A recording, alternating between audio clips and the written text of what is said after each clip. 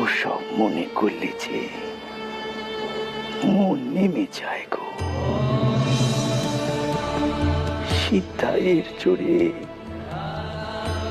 লোকমান্যি হওয়া যায়,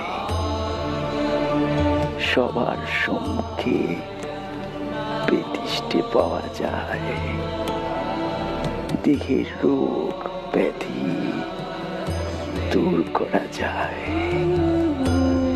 কিন্তু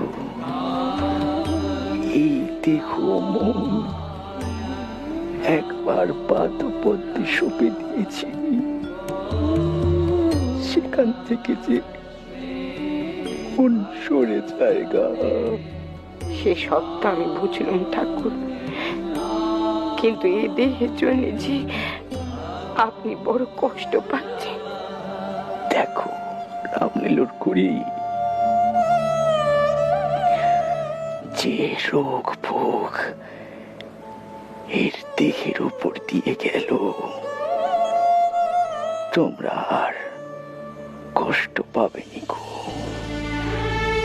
সবার হয়ে এই ভোগ করে গেল।